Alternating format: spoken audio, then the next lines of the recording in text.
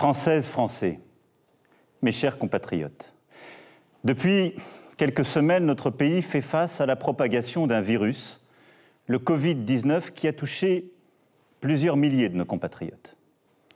J'ai bien entendu ce soir, avant toute chose, une pensée émue et chaleureuse pour les familles et les proches de nos victimes.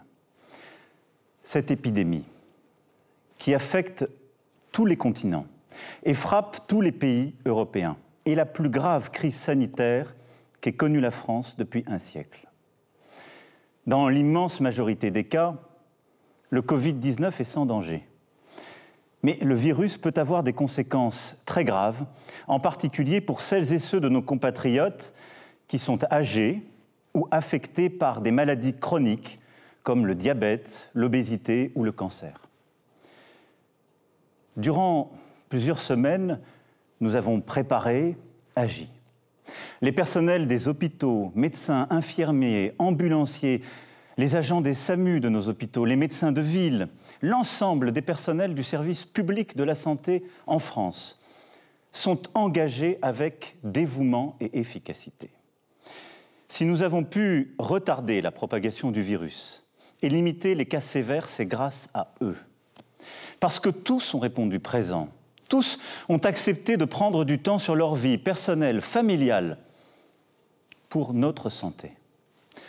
C'est pourquoi, en votre nom, je tiens avant toute chose à exprimer ce soir la reconnaissance de la nation à ces héros en blouse blanche, ces milliers de femmes et d'hommes admirables qui n'ont d'autre boussole que le soin, d'autres préoccupations que l'humain, notre bien-être, notre vie tout simplement. Je veux aussi ce soir saluer le sang-froid dont vous avez fait preuve. Face à la propagation du virus, vous avez pu ressentir pour vous-même, pour vos proches, de l'inquiétude, voire de l'angoisse, et c'est bien légitime. Tous, vous avez su faire face, en ne cédant ni à la colère, ni à la panique. Mieux, en adoptant les bons gestes, vous avez ralenti la diffusion du virus et ainsi permis à nos hôpitaux et nos soignants de mieux se préparer. C'est cela, une grande nation. Des femmes et des hommes capables de placer l'intérêt collectif au-dessus de tout, une communauté humaine qui tient par des valeurs, la solidarité, la fraternité. Cependant, mes chers compatriotes, je veux vous le dire ce soir avec beaucoup de gravité, de lucidité, mais aussi la volonté collective que nous adoptions la bonne organisation. Nous ne sommes qu'au début de cette épidémie. Et partout en Europe, elle s'accélère, elle s'intensifie. Face à cela, la priorité absolue pour notre nation sera notre santé. Je ne transigerai sur rien. Et un principe nous guide pour définir nos actions. Il nous guide depuis le début pour anticiper cette crise, puis pour la gérer depuis plusieurs semaines. Et il doit continuer de le faire. C'est la confiance dans la science. C'est d'écouter celles et ceux qui savent. Les plus grands spécialistes européens se sont exprimés ce matin dans une publication importante. J'ai réuni aujourd'hui, avec le Premier ministre, le ministre de la Santé, notre comité scientifique de suivi. Nous avons en France les meilleurs virologues, les meilleurs épidémiologistes, des spécialistes de grand renom, des cliniciens aussi, des gens qui sont sur le terrain et que nous avons écoutés comme nous faisons depuis le premier jour. Tous nous ont dit que malgré nos efforts pour le freiner, le virus continue de se propager et est en train de s'accélérer. Nous le savions, nous le redoutions. Ce qui risque de se passer, c'est que la maladie touchera d'abord les personnes les plus vulnérables. Beaucoup d'entre eux auront besoin de soins adaptés à l'hôpital, souvent d'assistance respiratoire. C'est pourquoi, et j'y reviendrai dans un instant, nous prenons des mesures très fortes pour augmenter massivement nos capacités d'accueil à l'hôpital. Car l'enjeu est de continuer à aussi soigner les autres maladies. C'est aussi de se préparer à une possible deuxième vague qui touchera un peu plus tard, en nombre beaucoup plus réduit, des personnes plus jeunes, a priori moins exposées à la maladie, mais qu'il faudra soigner également. Dans ce contexte, l'urgence est de protéger nos compatriotes les plus vulnérables. Et l'urgence est de freiner l'épidémie afin de protéger nos hôpitaux, nos services d'urgence et de réanimation, nos soignants qui vont avoir à traiter, comme je viens de vous l'expliquer, de plus en plus de patients atteints. Ce sont là nos priorités. C'est pour cela qu'il nous faut continuer de gagner du temps et suivre celles et ceux qui sont les plus fragiles. Protéger les plus vulnérables d'abord. C'est la priorité absolue. C'est pourquoi je demande ce soir à toutes les personnes âgées de plus de 70 ans, à celles et ceux qui souffrent de maladies chroniques ou de troubles respiratoires, aux personnes en situation de handicap, de rester autant que possible à leur domicile. Elles pourront bien sûr sortir de chez elles pour faire leurs courses, pour s'aérer, mais elles doivent limiter leur contact au maximum. Dans ce contexte, j'ai interrogé les scientifiques sur nos élections municipales, dont le premier tour se tiendra dans quelques jours. Ils considèrent que rien ne s'oppose à ce que les Français, même les plus vulnérables, se rendent aux urnes. J'ai aussi demandé au Premier ministre, il l'a fait encore ce matin, de consulter largement toutes les familles politiques. Et elles ont exprimé la même volonté. Mais il conviendra de veiller au respect strict des gestes barrières contre le virus et des recommandations sanitaires. Je fais confiance aux maires et au civisme de chacun d'entre vous. Je sais aussi que les mairies et les services de l'État ont bien organisé les choses. Des consignes renforcées seront données dès demain afin que nos aînés n'attendent pas longtemps, que des files ne se constituent pas, que les distances soient aussi tenues et que ces fameuses mesures barrières soient bien respectées. Mais il est important, dans ce moment, en suivant l'avis des scientifiques comme nous venons de le faire, d'assurer la continuité de notre vie démocratique et de nos institutions. Voilà, la priorité des priorités aujourd'hui est donc de protéger les plus faibles, celles et ceux que cette épidémie touche d'abord. La deuxième, c'est de freiner l'épidémie. Pourquoi ? Le ministre de la Santé, le directeur général de la Santé vous l'ont expliqué à plusieurs reprises, pour éviter l'accumulation de patients qui seront en détresse respiratoire dans nos services d'urgence et de réanimation. Il faut continuer de gagner du temps et pour cela, je vais vous demander de continuer à faire des sacrifices et plutôt d'en faire davantage, mais pour notre intérêt collectif. Dès lundi et jusqu'à nouvel ordre, les crèches, les écoles, les collèges, les lycées et les universités seront fermés. Pour une raison simple, nos enfants et nos plus jeunes, selon les scientifiques toujours, sont celles et ceux qui propagent, semble-t-il, le plus rapidement le virus, même si pour les enfants, ils n'ont parfois pas de symptômes et, heureusement, ne semblent pas aujourd'hui souffrir de forme aiguë de la maladie. C'est à la fois pour les protéger et pour réduire la dissémination du virus à travers notre territoire.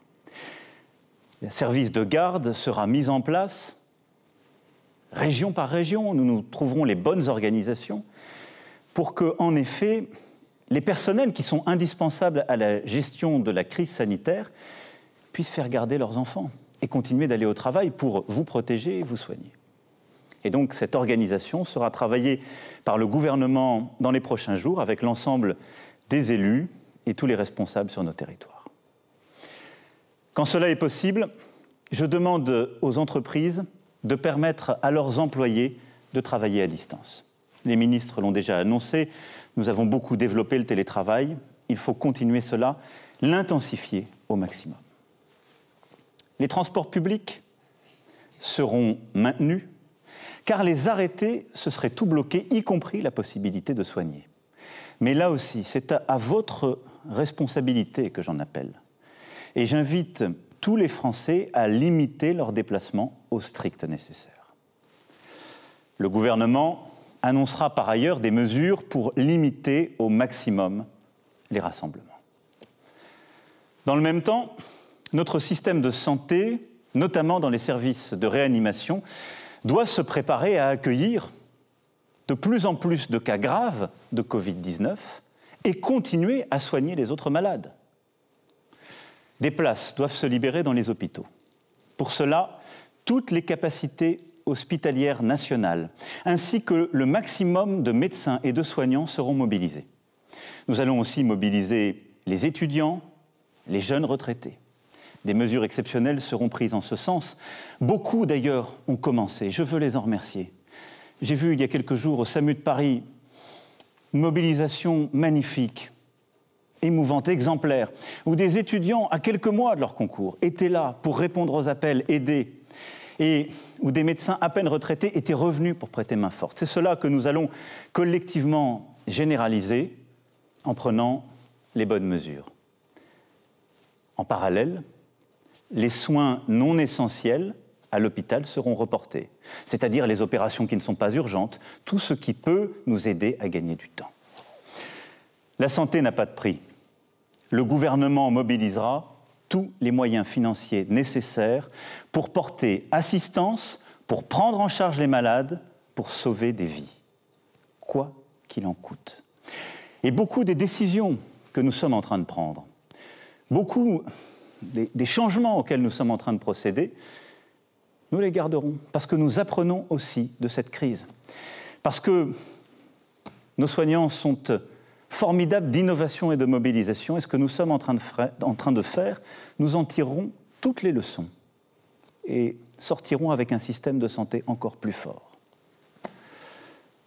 La mobilisation générale est également celle de nos chercheurs. De nombreux programmes français et européens, essais cliniques, sont en cours pour produire en quantité des diagnostics rapides, performants et efficaces. Nous allons améliorer les choses en la matière et au niveau français comme européen, les travaux sont lancés. Nos professeurs, avec l'appui des acteurs privés, travaillent d'ores et déjà sur plusieurs pistes de traitement. À Paris, Marseille, Lyon, entre autres. Des protocoles ont commencé. Et j'espère que dans les prochaines semaines et prochains mois, nous aurons des premiers traitements que nous pourrons généraliser. L'Europe a tous les atouts pour offrir au monde l'antidote au Covid-19. Des équipes sont également à pied d'œuvre pour inventer un vaccin. Il ne pourra pas voir le jour avant plusieurs mois, mais il est porteur de grands espoirs. La mobilisation de notre recherche française, européenne, est aussi au rendez-vous. Et je continuerai de l'intensifier. Cette épreuve exige aussi une mobilisation sociale envers les plus démunis, les plus fragiles. La trêve hivernale sera reportée de 2 mois. Et je demande au gouvernement des mesures exceptionnelles dans ce contexte pour les plus fragiles. Enfin, l'épreuve que nous traversons exige une mobilisation générale sur le plan économique. Déjà, des restaurateurs, des commerçants, des artisans, des hôteliers, des professionnels du tourisme, de la culture, de l'événementiel, du transport souffrent, je le sais. Les entrepreneurs s'inquiètent pour leur carnet de commandes. Et tous, vous vous interrogez pour votre emploi, pour votre pouvoir d'achat. Je le sais, c'est légitime. Et avec les décisions que je viens d'annoncer ce soir, cette inquiétude économique va évidemment s'accroître. Nous n'ajouterons pas aux difficultés sanitaires la peur de la faillite pour les entrepreneurs, l'angoisse du chômage et des fins de mois difficiles pour les salariés. Aussi, tout sera mis en œuvre pour protéger nos salariés et pour protéger nos entreprises, quoi qu'il en coûte, là aussi. Dès les jours à venir, un mécanisme exceptionnel et massif de chômage partiel sera mis en œuvre. Des premières annonces ont été faites par les ministres. Nous irons beaucoup plus loin. L'État prendra en charge l'indemnisation des salariés contraints à rester chez eux. Je veux en la matière que nous inspirions de ce que les Allemands ont su par exemple mettre en œuvre avec un système plus généreux, plus simple que le nôtre. Je veux que nous puissions préserver les emplois et les compétences, c'est-à-dire faire en sorte que les salariés puissent rester dans l'entreprise, même s'ils sont obligés de rester à la maison, et que nous les payons. Je veux que nous puissions protéger aussi nos indépendants. Et donc nous prendrons toutes les mesures nécessaires pour donner cette garantie sur le plan économique. Toutes les entreprises qui le souhaitent pourront reporter sans justification, sans formalité, sans pénalité, le paiement des cotisations et impôts dus en mars. Nous travaillerons ensuite sur les mesures nécessaires ou d'annulation ou de rééchelonnement. Mais je nous connais collectivement. On prend toujours trop de temps à faire cela. Je veux, pour nos forces économiques, des mesures simples.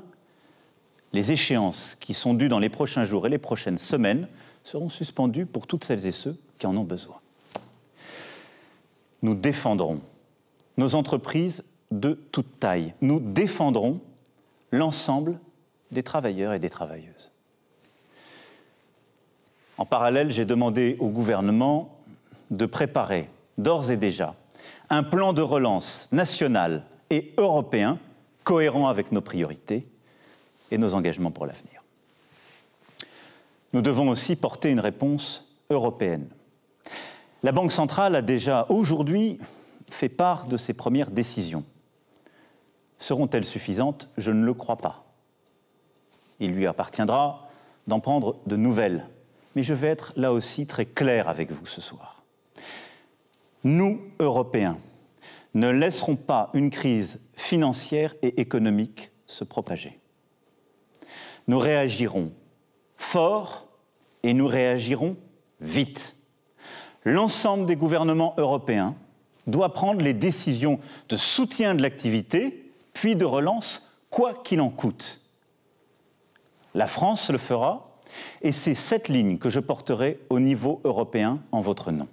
C'est déjà ce que j'ai fait lors du Conseil exceptionnel qui s'est tenu hier. Je ne sais ce que les marchés financiers donneront dans les prochains jours, mais je serai tout aussi clair. L'Europe réagira de manière organisée, massive, pour protéger son économie.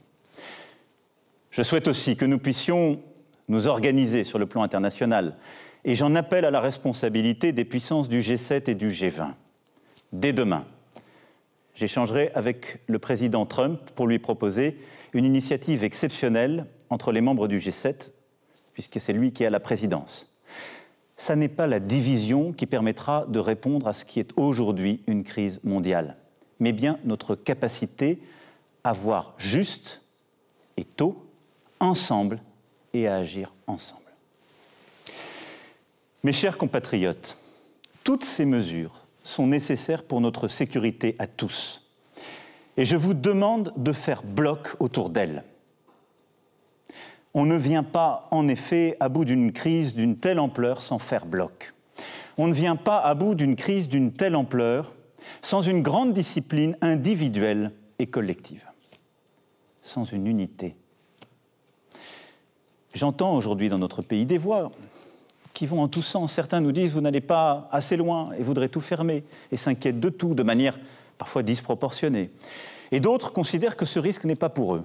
J'ai essayé de vous donner ce soir ce qui doit être la ligne de notre nation tout entière. Nous devons aujourd'hui éviter deux écueils, mes chers compatriotes. D'une part, le repli nationaliste. Ce virus, il n'a pas de passeport. Il nous faut unir nos forces, coordonner nos réponses, coopérer. La France est à pied d'œuvre, la coordination européenne est essentielle et j'y veillerai. Nous aurons sans doute des mesures à prendre, mais il faut les prendre pour réduire les échanges entre les zones qui sont touchées et celles qui ne le sont pas. Ce ne sont pas forcément les frontières nationales. Il ne faut céder là à aucune facilité, aucune panique. Nous aurons sans doute des mesures de contrôle, des fermetures de frontières à prendre. Mais il faudra les prendre quand elles seront pertinentes et il faudra les prendre en européen à l'échelle européenne. Car c'est à cette échelle-là que nous avons construit nos libertés et nos protections. L'autre écueil, ce serait le repli individualiste. Jamais de telles épreuves ne se surmontent en solitaire. C'est au contraire en solidaire, en disant « nous » plutôt qu'en pensant « je », que nous relèverons cet immense défi. C'est pourquoi je veux vous dire ce soir que je compte sur vous, pour les jours, les semaines, les mois à venir. Je compte sur vous parce que le gouvernement ne peut pas tout seul et parce que nous sommes une nation. Chacun a son rôle à jouer. Je compte sur vous pour respecter les consignes qui sont et seront données par les autorités et en particulier ces fameux gestes barrières contre le virus. Elles sont aujourd'hui encore trop peu appliquées. Cela veut dire se laver les mains suffisamment longtemps avec du savon ou avec des gels hydroalcooliques. Cela veut dire saluer sans embrasser ou serrer la main pour ne pas se transmettre le virus. Cela veut dire se tenir à distance d'1 mètre. Ces gestes, ils peuvent vous apparaître anodins. Ils sauvent des vies. Des vies. C'est pourquoi, mes chers compatriotes, je vous appelle solennellement à les adopter. Chacun d'entre nous détient une part de la protection des autres, à commencer par ses proches. Je compte sur vous aussi pour prendre soin des plus vulnérables de nos compatriotes. Ne pas rendre visite à nos aînés, c'est, et j'en ai bien conscience, un crève-cœur. C'est pourtant nécessaire, temporairement. Écrivez, téléphonez, prenez des nouvelles, protégez en limitant les visites. Je compte sur vous, oui, pour aussi aider le voisin qui, lorsqu'il est personnel soignant, a besoin d'une solution de garde pour ses enfants, pour aller travailler et s'occuper des autres. Je compte sur les entreprises pour aider tous les salariés qui peuvent travailler chez eux à le faire. Je compte sur nous tous pour inventer dans cette période de nouvelles solidarités. Je demande à ce titre au gouvernement de travailler avec les partenaires sociaux, avec les associations, dans cette direction. Cette crise doit être l'occasion d'une mobilisation nationale de solidarité entre générations. Nous en avons les ressorts. Il y a déjà des actions qui existent sur le terrain. Nous pouvons faire encore plus fort, tous ensemble.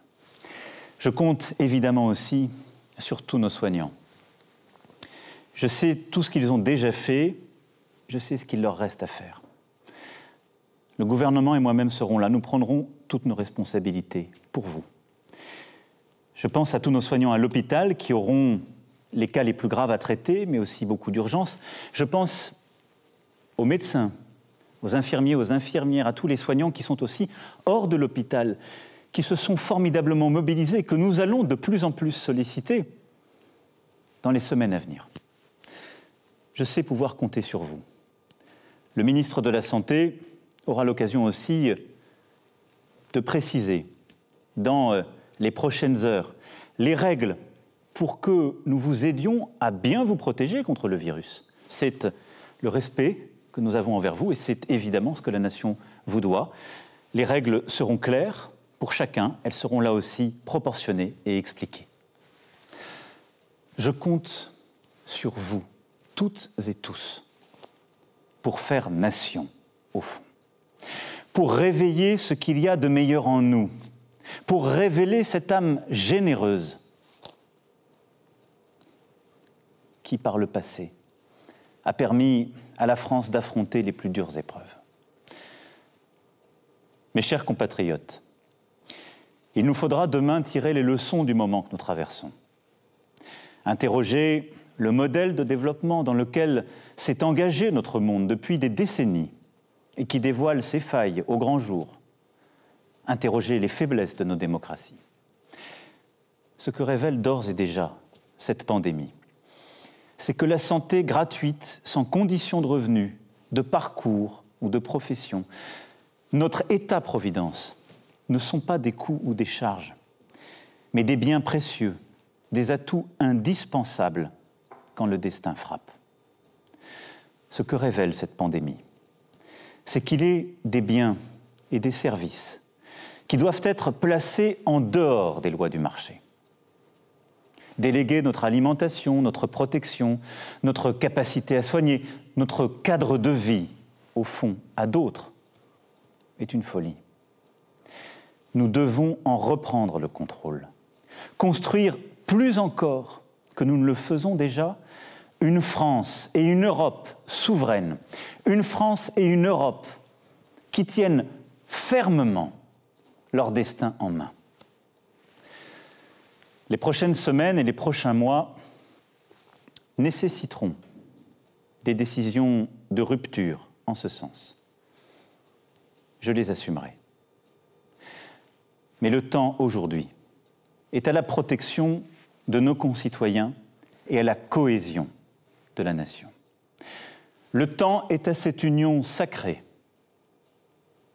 qui consiste à suivre tous ensemble un même chemin, à ne céder à aucune panique, aucune peur, à aucune facilité,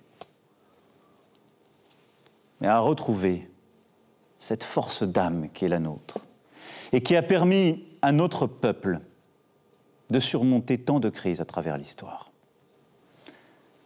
La France unie, c'est notre meilleur atout dans la période troublée que nous traversons.